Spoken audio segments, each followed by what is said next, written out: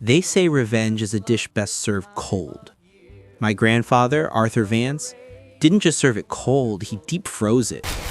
He buried it 6 feet under the manicured grass of the town square, encased it in lead, and set a timer for 50 years. He knew he wouldn't be alive to see the fallout. He didn't care.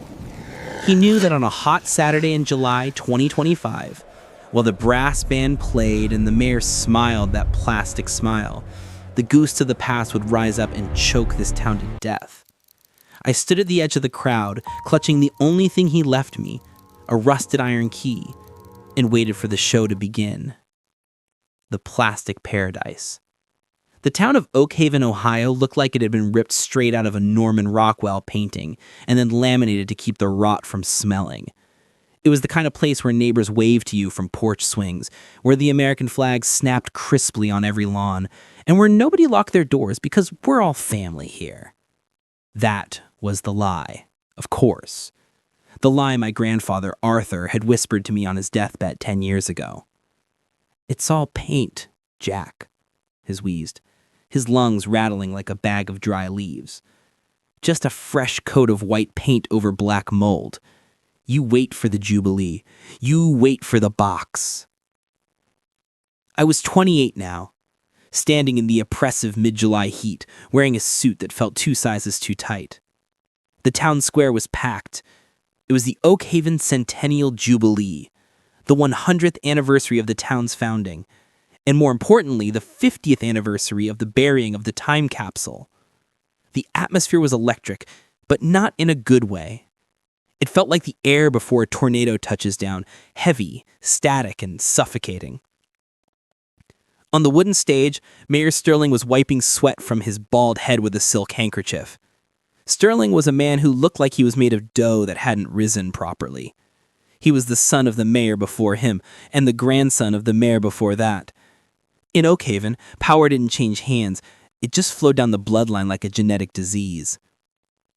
"Ladies and gentlemen," Mayor Sterling's voice boomed over the feedback-heavy speakers. "Citizens of Oak Haven, today is a day of remembrance, a day to honor our ancestors who built this paradise with their bare hands." The crowd cheered. I didn't. I leaned against the hood of my rental car, watching. I was the prodigal son who had run away to New York the minute I turned 18. I barely recognized anyone, and the few faces I did know looked harder, meaner, worn down by the secret cost of living in a town built on fraud. Next to the mayor stood Sheriff Miller, a man whose sunglasses were dark enough to hide the fact that he was likely hungover.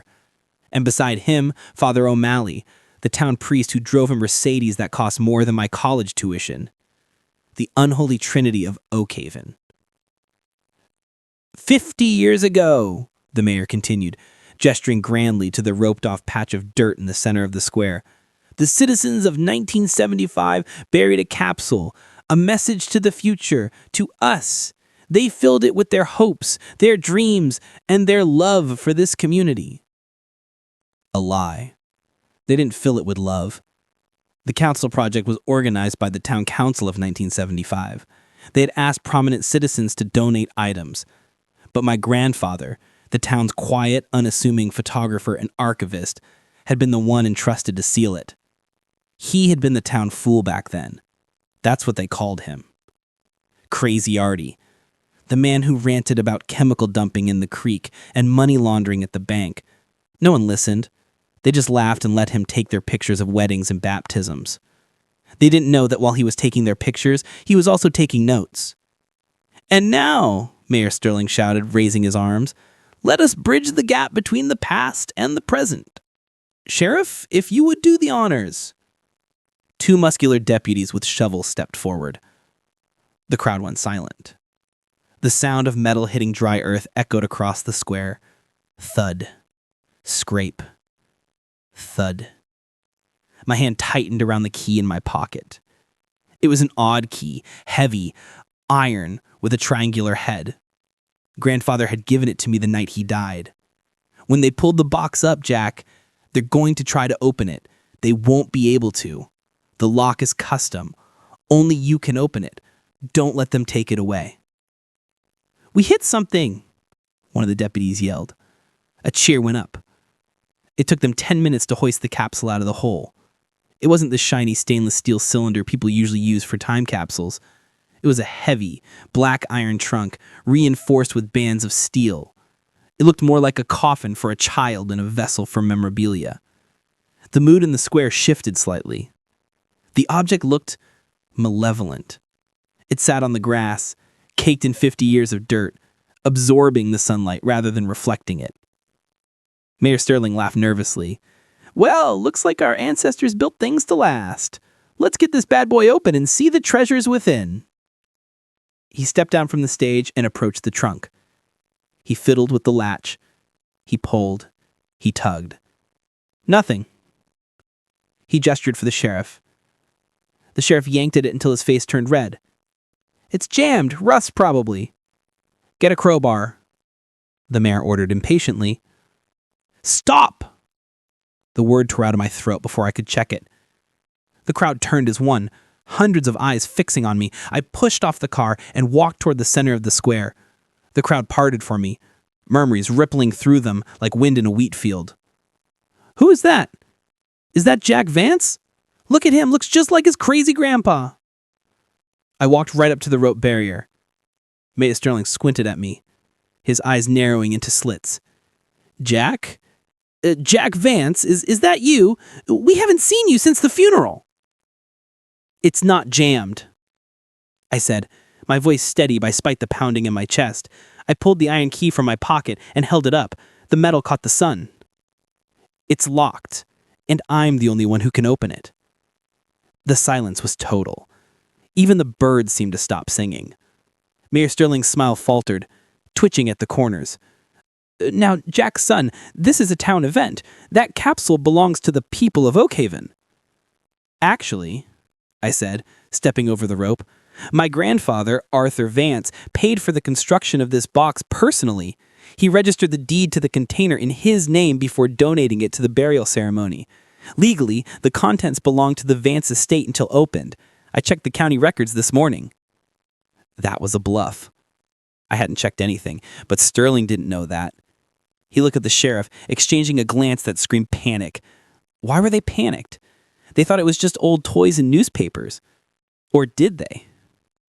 Let the boy open it, someone shouted from the back. We've been waiting all day. Yeah, come on. The crowd was on my side, driven by impatience. Sterling knew he couldn't stop me without causing a scene. He forced a laugh, clapping me on the shoulder. His hand felt cold and clammy. Of course, the grandson of the man who sealed it. Poetic. Go ahead, Jack. I knelt in the dirt before the black trunk. Up close, I saw an inscription etched into the metal lid, barely visible under the grime. Veritas vos liberabit. The truth shall set you free. My hands were shaking as I inserted the triangular key into the heavy padlock. It shouldn't have worked. 50 years of corrosion should have seized the mechanism, but grandfather had greased this lock with something thick and black that still oozed slightly. He had prepared for this. Click. The sound was as loud as a gunshot. The padlock popped open.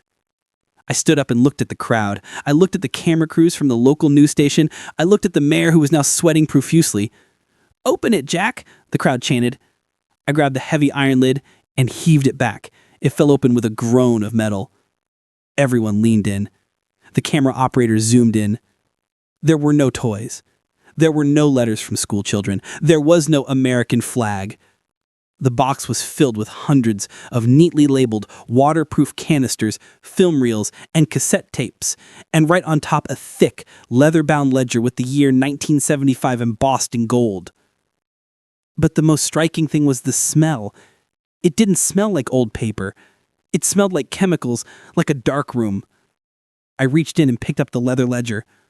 On the cover, taped with yellowing Scotch tape, was a note written in my grandfather's distinctive, jagged handwriting.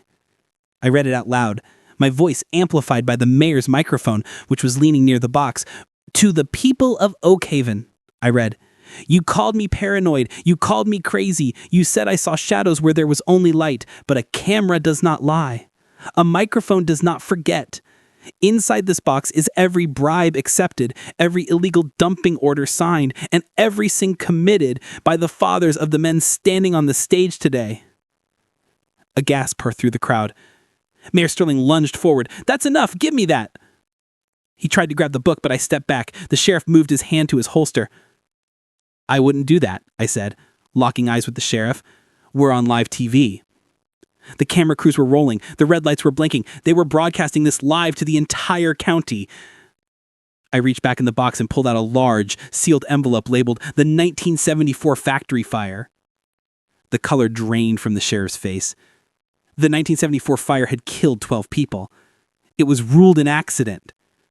"This," I said, holding up the envelope, "contains the photos my grandfather took inside the factory 2 days before the fire. Photos of the insurance fraud setup and a recording of the sheriff's father discussing the payout with the factory owner." "Cut the feed!" Sterling screamed at the news crew. The silence was total. Even the birds seemed to stop singing. Mayor Sterling's smile faltered, twitching at the corners. "Now, Jack, son, this is a town event. That capsule belongs to the people of Oakhaven." "Actually," I said, stepping over the rope, "my grandfather, Arthur Vance, paid for the construction of this box personally. He registered the deed to the container in his name before donating it to the burial ceremony. Legally, the contents belong to the Vance estate until opened. I checked the county records this morning." That was a bluff.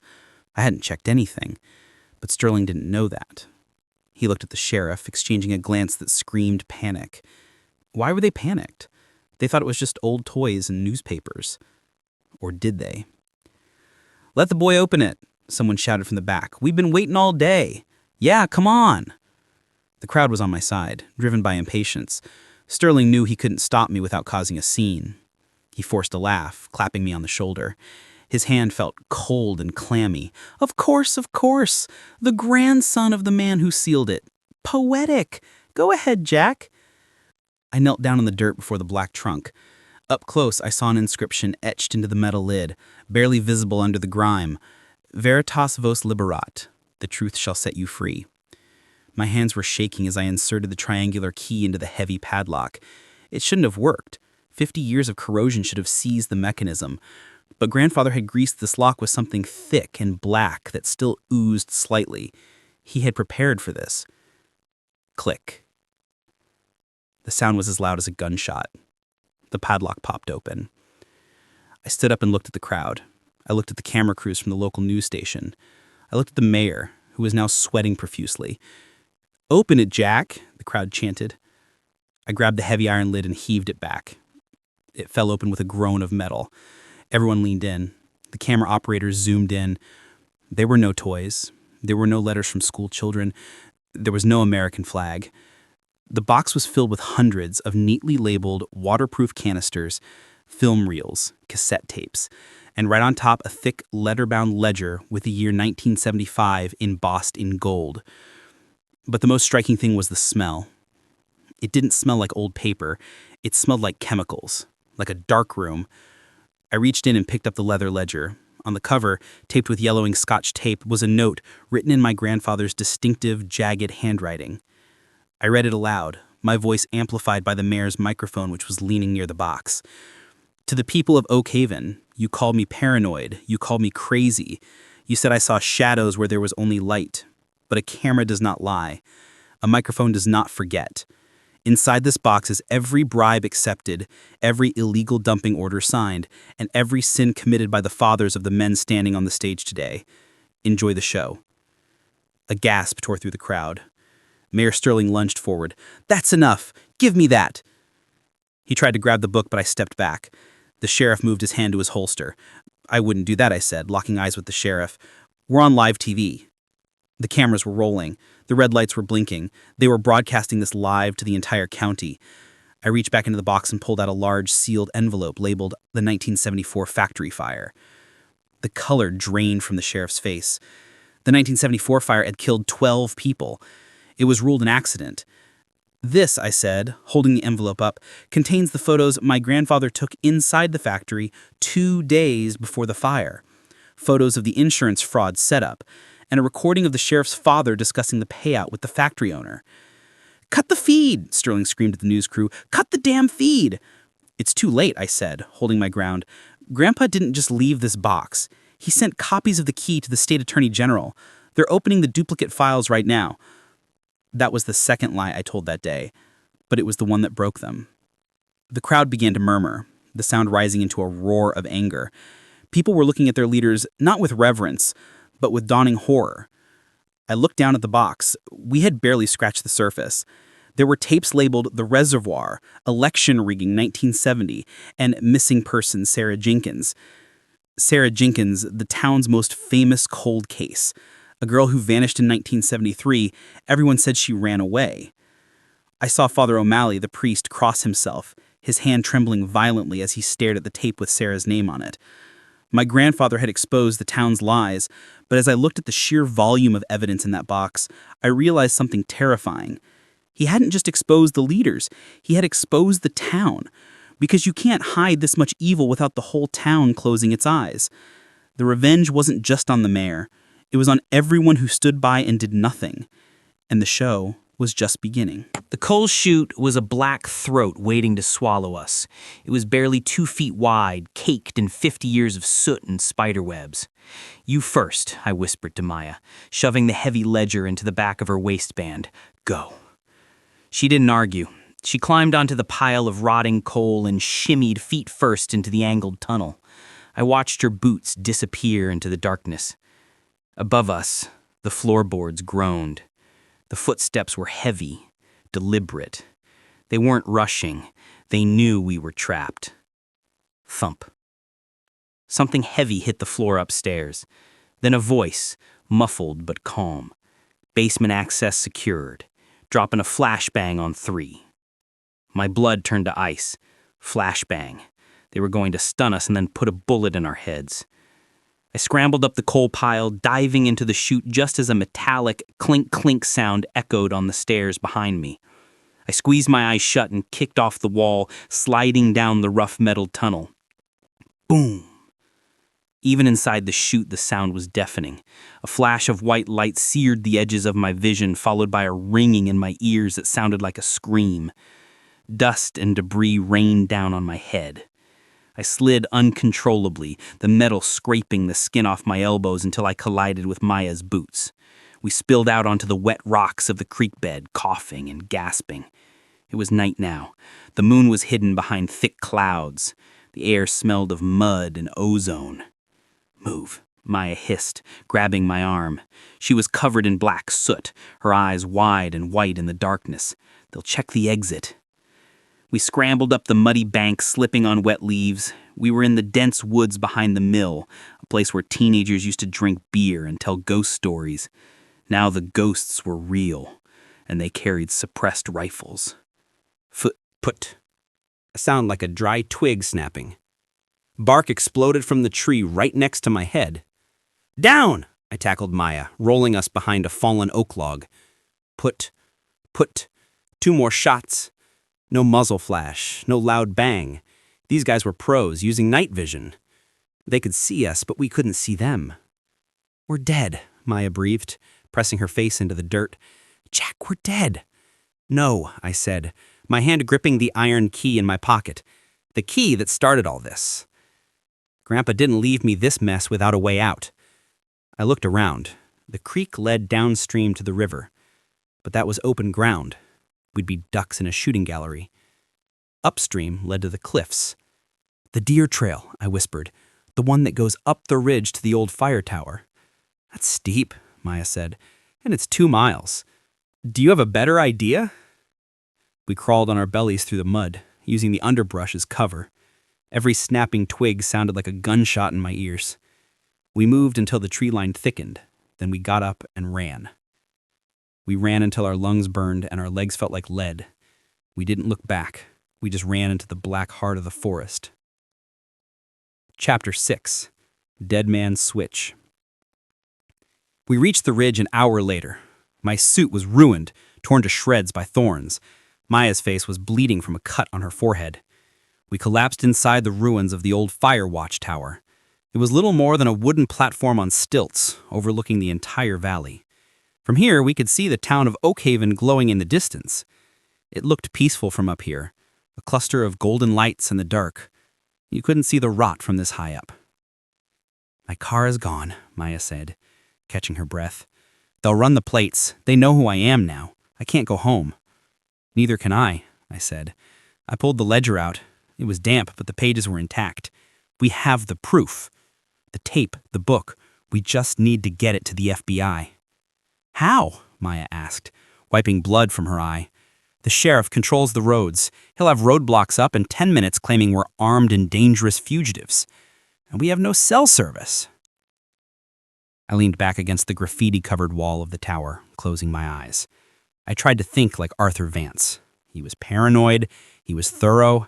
He knew they would cut the lines. He knew they would block the roads. When the wolves come, Jack, he used to say, don't try to outrun them. Climb higher. Wait, I said, my eyes snapping open. Climb higher. What? Grandpa spent his last years working as a consultant for the local radio station. He maintained the transmitter tower on Mount Silas. So, Maya asked. So, I said, a desperate plan forming. He told me once that the emergency broadcast system had a manual override. A hard line. If the station went down, you could plug directly into the transmitter at the tower. Maya stared at me. You want to hijack the radio tower? Not just the radio, I said. That tower boosts the signal for the entire Tri-County area. Radio, local TV frequencies, everything. If we can get up there, we can play that tape. Jack, Maya said, her voice serious, that's 10 miles through the woods. And if we do this, if we broadcast that tape, there's no going back. The feds will come, but so will the Russian mob or whoever was buying those chips. Our lives are over. I looked at the town below. I thought about Sarah Jenkins screaming for her father. I thought about my grandfather, dismissed as a crazy old man, dying alone with this secret eating him alive. Our lives ended the moment I opened that box. Now we're just fighting for our souls. Maya looked at me for a long moment, then a slow, grim smile spread across her face. She hefted the heavy tripod she still carried like a weapon. Well, she said, I always wanted to be on the radio. We turned north toward the blinking red light on the mountain. But we didn't know that the mercenaries had something we didn't. As we stepped out of the tower, a low hum filled the air. A drone. It hovered over the trees, its camera lens swiveling down to fix on us like a robotic eye. Run! I yelled. And the hunt began again. The drone wasn't a toy. It was a military-grade quadcopter, matte black, with a single red eye that swept the forest floor like a laser. The sound was terrifying, a high-pitched whine like an angry hornet the size of a hawk. Into the trees! I grabbed Maya's jacket and yanked her off the path. We crashed through the briars, thorns tearing at our clothes. The whine grew louder. It saw us. Or rather, its thermal camera saw our body heat glowing in the cold night air. It's tracking us, Maya yelled over the noise. We can't outrun it. We don't have to, I gasped, my lungs burning. We just have to blind it. I remembered the terrain.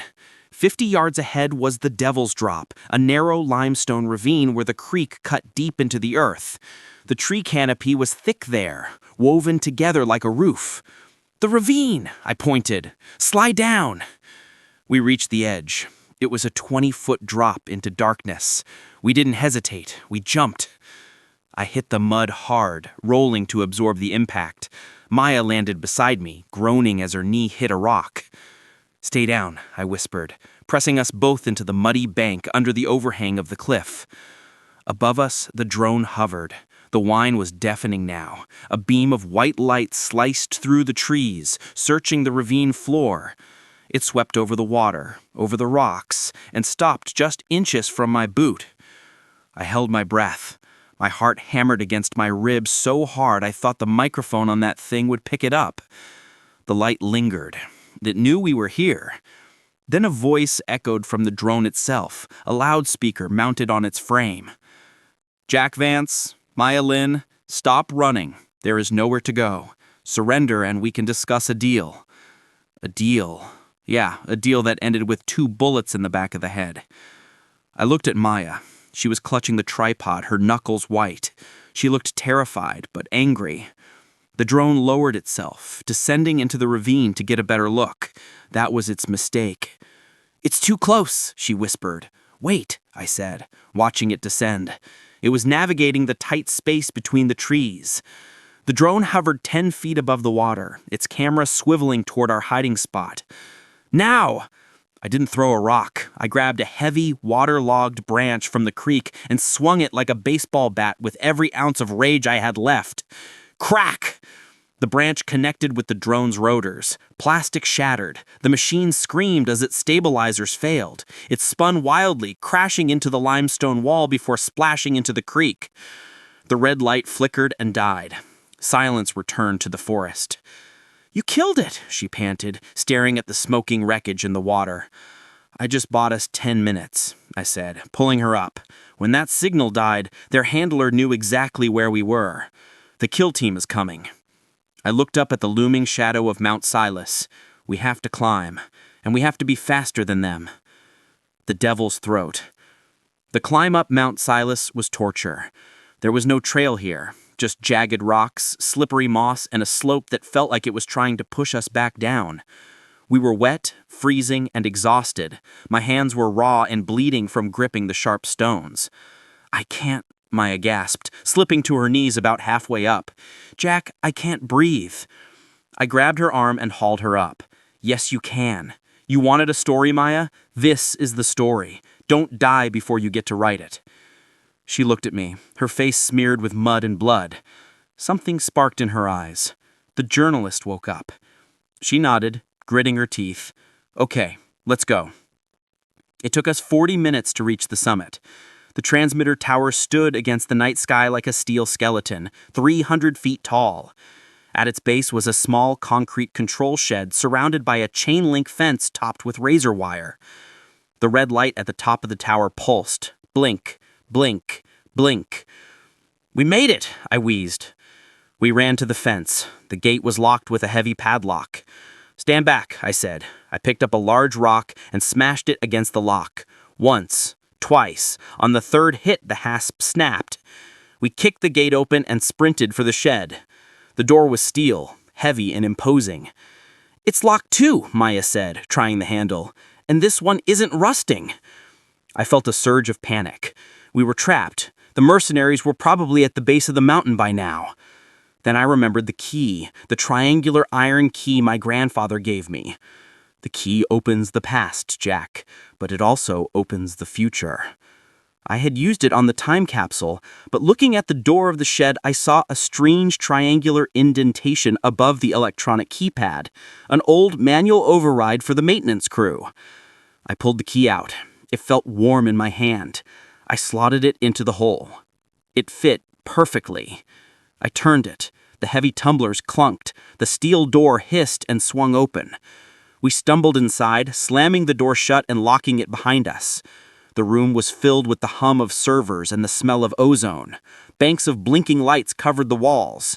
In the center was a main console with a microphone and a mixing board. "This is it," I said, rushing to the console. "The emergency override."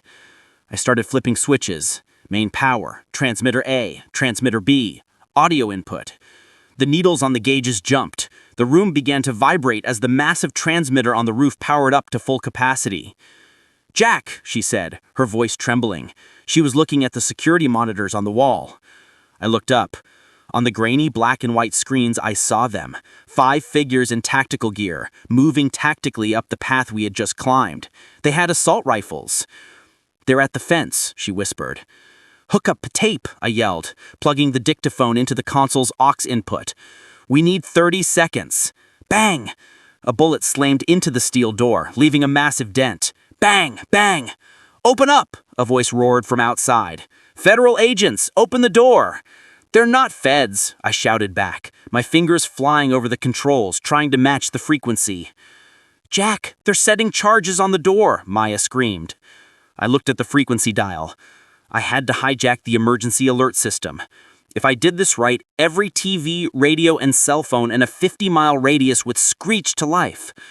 I found the channel, the master frequency.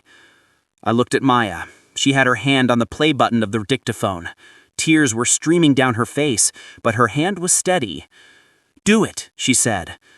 The door hinges began to sizzle. They were cutting through. I slammed my hand down on the big red button labeled Broadcast. The on-air light turned blood red. "Now," I yelled. Maya pressed play. And while the mercenaries kicked the door in, the ghost of Sarah Jenkins began to speak to the entire world. The door didn't just open, it disintegrated. Sparks showered the room as the shaped charges blew the hinges. The steel slab fell inward with a deafening clang that shook the floorboards beneath my feet. Smoke filled the small control room. Through the haze, red laser sights cut the air, searching for targets. "Hands! Let me see your hands!"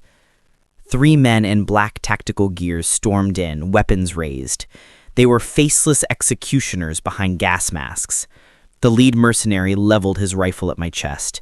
His finger tightened on the trigger. I didn't move.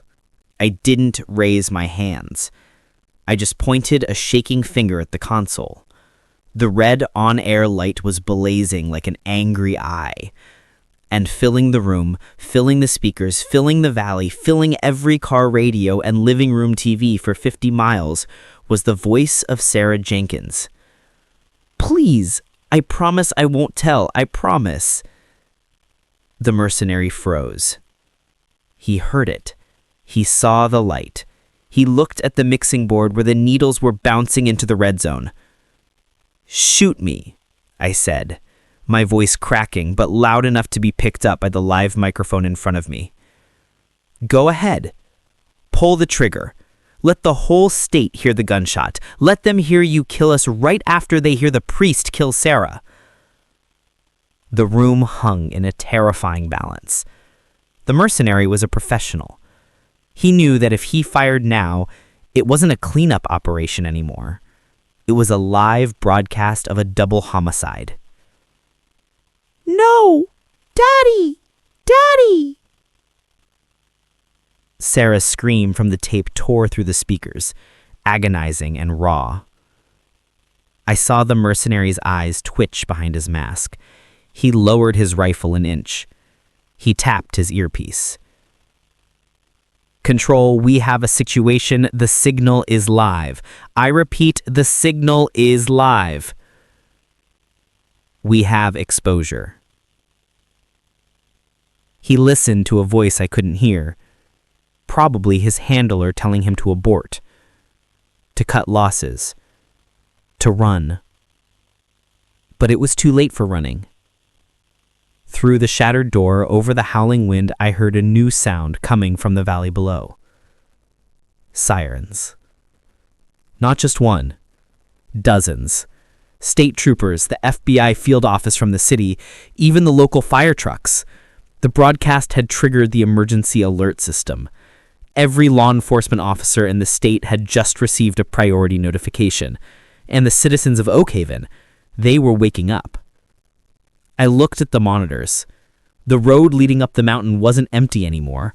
A convoy of headlights with Snake winding its way up. But it wasn't just police.